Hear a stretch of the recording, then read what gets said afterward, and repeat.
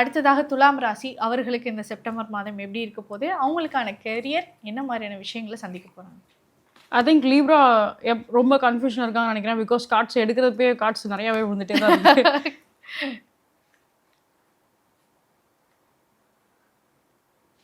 Yeah so லீப்ராவை பொறுத்தளவுக்கு இந்த செக்மெண்ட்டில் அவங்களுக்கு அகெயின் நம்ம கார்ட்ஸை ஷஃபிள் பண்ணுறப்பே நிறையா கார்ட்ஸ் கீழே விழுக ஆரம்பிச்சோம்.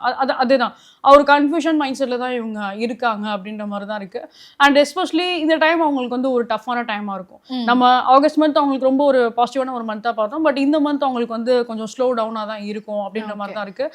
திடீர்னு செலவு வருது ஃபேமிலி பேஸ் பண்ணி. இப்போ பேரண்ட்ஸ்க்கு ஏதாவது உடம்பு முடியல அப்படின்னா அந்த ஒரு மாதிரி திடீர்னு மெடிக்கல்ஸ் அந்த மாதிரி சம்மந்தப்பட்ட ஏதாவது ஒரு சில பிரச்சனையாக இருக்கட்டும், அதுக்குரிய சடனாக மணி செலவு பண்ணுறதா இருக்கட்டும், அந்த மாதிரி ஃபைனான்ஷியலோட பேக்கேஜஸ் இங்கே அதிகமாக இருக்கும் அப்படின்ற மாதிரி தான் இருக்குது. ஸோ இங்கே இவங்களை பொறுத்தளவுக்கு ஃபைனான்ஷியல் இம்ப்ரூவ்மெண்ட் வந்து கொஞ்சம் வெயிட் பண்ணணும் அப்படின்ற மாதிரி தான் இருக்குது. ஸோ அட்லீஸ்ட் இவங்க இதுலேருந்து கோப்பப் ஆகிறதுக்கு ஒரு 1 or 2 months அவங்களுக்கு எடுக்கும். இப்போ நம்ம செப்டம்பர் மந்த்தில் இப்போ டவுன்ஃபாலாக இருக்குது அப்படின்னா அவங்க அதுலேருந்து கோப்பப் பண்ணுறதுக்கு ஒரு நவம்பர் மந்த்தோ டிசம்பர் மந்த்தில் அவங்க அதுலேருந்து அவங்களால மீண்டு வர முடியும். ஸோ அன்டில் தட் அது அவங்களுக்கு கொஞ்சம் ஸ்ட்ரகிள்ஸாக தான் இருக்கும் அப்படின்ற மாதிரி தான் இருக்குது.